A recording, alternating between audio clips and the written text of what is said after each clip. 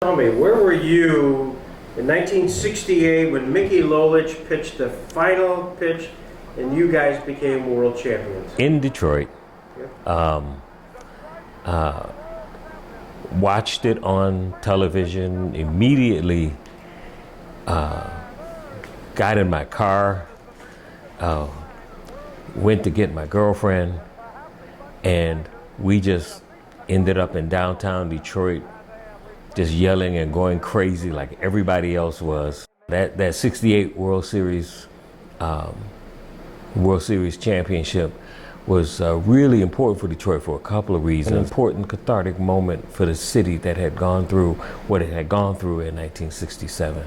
To have that come back. Those players, Mickey Lolich, Denny McClain, even people like,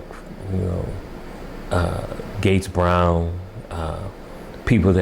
players that my uncles just adored and followed, really became cultural icons. Had memories as a little kid of going to what was then called Briggs Stadium in downtown Detroit and sitting in the bleachers for, less than $1 and watching games. And because it was the game, frankly, even more than basketball, it was the game that we played on the playground and in the streets. So it really was really significant for us.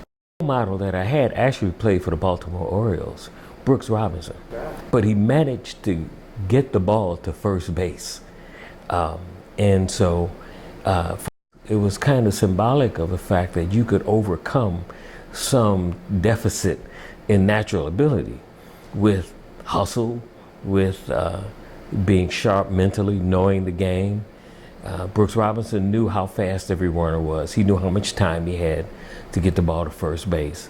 And he knew how much time his throw would take to get there too, because he could only throw it so fast. So his job was get the ball and get rid of it immediately.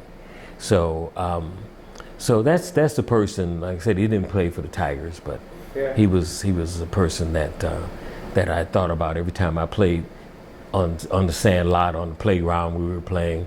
That's who I pretended I was. My uncles and all of the men that were of the generation that raised me, pretty much, they waited for the home. Everything was about the home run swing, the singles and everything set up for people like Horton and others to get up there, and they struck out a lot.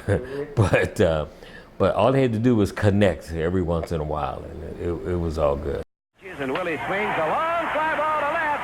Maybe it's gone. That's the 32nd home run for Willie Horton.